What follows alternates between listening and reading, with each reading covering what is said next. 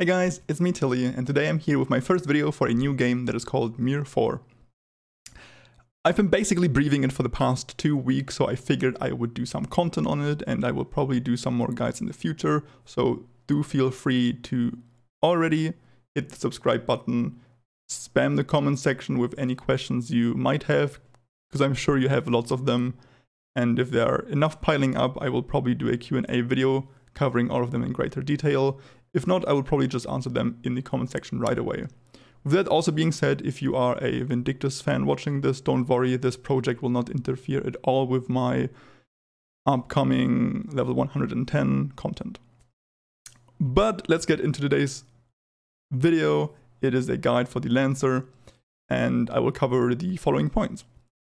Which skills to use, which skills to upgrade first. That seems to be a pretty commonly asked question. I'll teach you some basic setup, how to make the most out of these skills you have available. I will talk about auto versus manual play. I will talk about every skill in a nutshell. What do they do by themselves and what are they used for?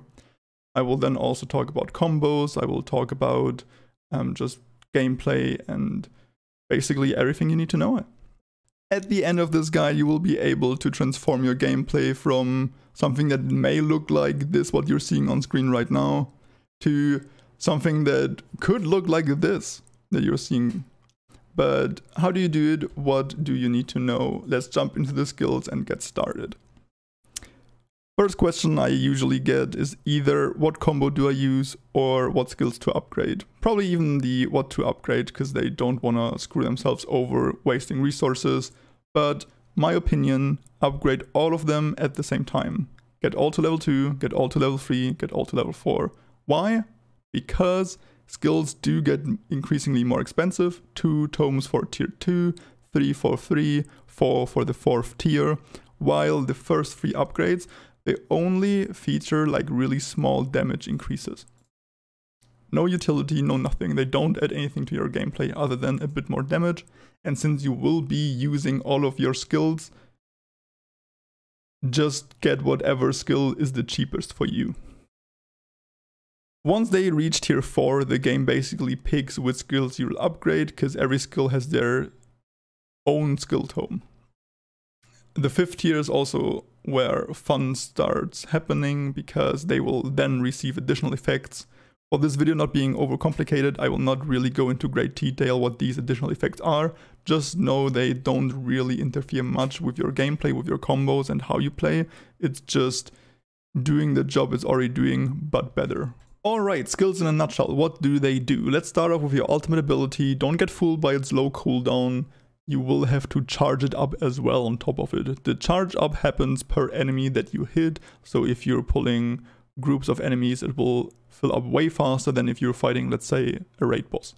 So on a raid boss, you should really be aware of how to use it, and I would suggest you to make the most out of the invulnerability right here. 2 seconds is so long and basically lets you ignore almost any mechanic and lets you survive big hits. I use it as a get out of jail for free card if I can't make it out of a certain attack that would otherwise chunk me for lots of damage. If you're farming, if you're progressing, just use it for the crazy high damage it deals, I guess. All of your non-ultimate abilities can be divided into 3 groups. The combo starter, the combo finisher, and the utility skills. The combo starter, there are 2 of them, and I like to call them the blue skills, because there's only 2 of them, and both of them have a green theme to the icon. It's also the only 2 blue skills, basically.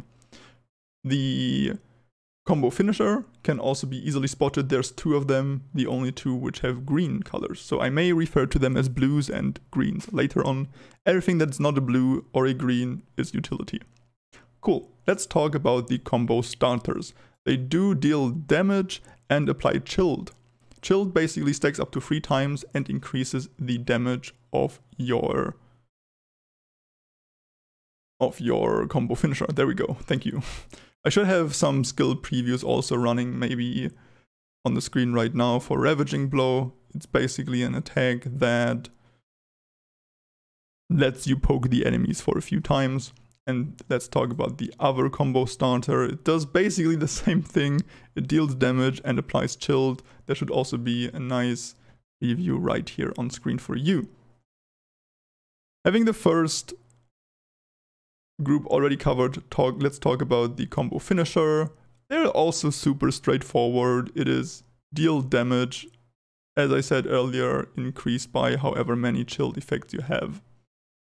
Crescent Blade, the second combo finisher, on top of it also does do a knockdown effect, and that's why I would usually recommend you to, if you're pulling loads of enemies and you're trying to full combo them, start with Crescent Blade as your first combo finisher. Obviously both starters first if possible, then the knockdown to reduce incoming damage.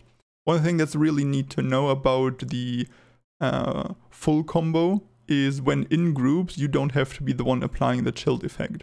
In boss raids there's almost 3 stacks of chilled up on the enemy at all times, so you are able to save up the mana and actually spend it on more important skills that you may need, or like probably CC, survivability, or whatever you need. In solo obviously you have to do it yourself. All 4 of those skills as well, all blues and greens, I would really suggest you to manual, because they obviously benefit off of one another. All of the other skills, all of the utilities can be fine in auto, but those, if you're looking to start the transition into manual play, I would highly suggest you to start with those 4. Let's talk about the utility. I'll just briefly cover them and give you some examples. The Nirvana kick is a gap closer, so that's obviously one of the first usages, and it also is a good way of knocking out multiple enemies since it's AOE. Loads of usages, trying to be a bit faster when pulling stuff together since it's a gap closer. When waves of enemies spawn during boss fights, you have added CC. The Lancer's a CC machine anyway. Or when you're just AoEing lots of enemies for EXP grind, you have an additional CC to not take as much damage. Really helpful, really cool skill, low cooldown, fun to use. It's cool, yeah. Sweeping Storm, next one. It does give you crowd control immunity while spinning around in a circle. And it does deal pretty good damage. I most of the time, like nowadays, use it to finish off any leftover mobs when I do big pulls and they survive my main combo. It also does decrease the physical attack of enemies, so it is a good way of reducing incoming damage, not just for you but also for your party. And pretty cool skill as well, I like that one. Dragon Tail is probably the single most straightforward skill for Lancer. It deals damage. There's actually nothing more I need to say here. Crushing Blow, it makes you spin through the air, granting you invulnerability for a second, and after the invulnerability ends, you also CC the enemy, so the utility is pretty long. Like, if you're soloing, pulling loads of enemies, this one will let you live for super long, because the additional CC it has at the end. I like using this actually when I pull loads of enemies as a way of starting my combo. I pull them like right to one spot. The invulnerability makes it so I don't take damage when they take their first swing, then they're knocked down, and during the knockdown I can do my first combo. Wind Wall, same as Sweeping Storm, grants CC immunity, while also decreasing your incoming damage.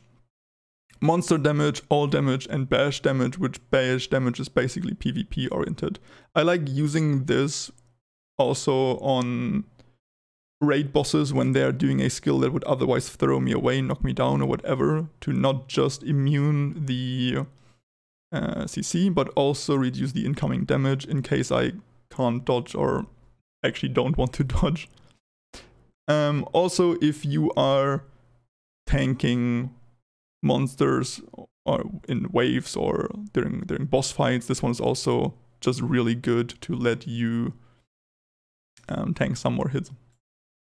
Piercing Spear is your highest ranged ability. It does place an additional hit if cast from near max range. So I usually only use it if I have to get away from a boss. Like during boss fights, I only use it, sorry. When I have to get away, most enemies have like those crazy high damage melee attacks.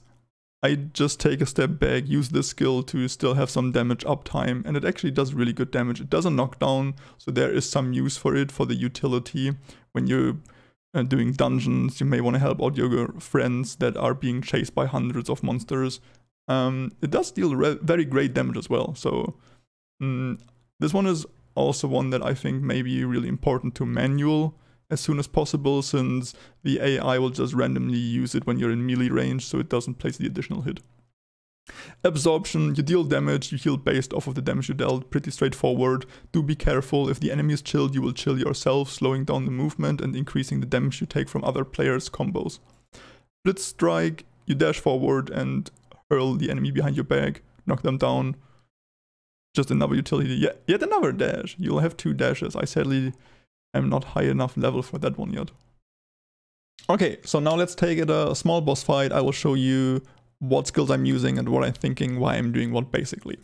So the boss starts, we use our piercing spear right away. He actually walked kind of too close to me for the additional hit to land, but that's basically just a good opener versus bosses. When you're far away, when you're too far away actually for the skill, you will move into range to place the second hit actually, but he was a bit too fast, so we missed the secondary hit. Afterwards we use Nirvana Kick to basically gap close onto him. We use both combo stars, both blues, follow up by both greens, and that's basically the main combo we are going for.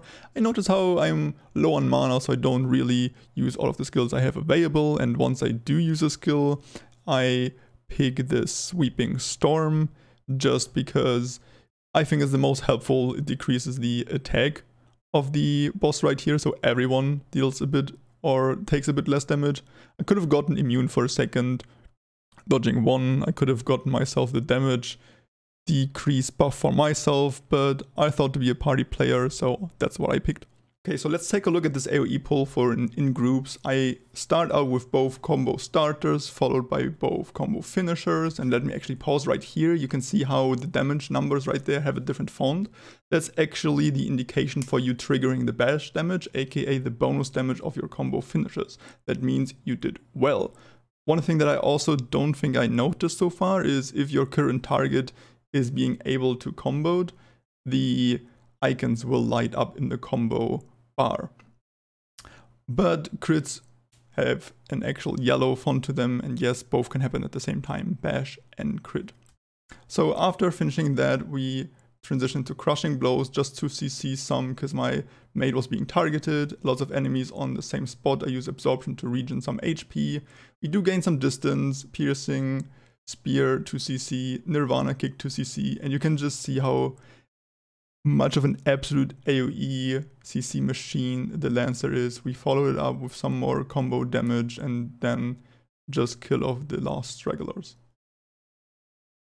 Alright you guys, that's already it for today's guide though. I think you understood the basics of the character. If you want to know more in depth, even more, if you want to see me play more, if you want to hear me explain more about the character, let me know in the comments. And as I said earlier, feel free to just ask about anything in the game you don't understand. I'll do my best to answer everything. But for now, thank you guys so much for watching. Consider dropping a like if I helped you, if you learned something, or if you just liked me as some background noise. And have fun playing the game. I'll see you next time. Until then.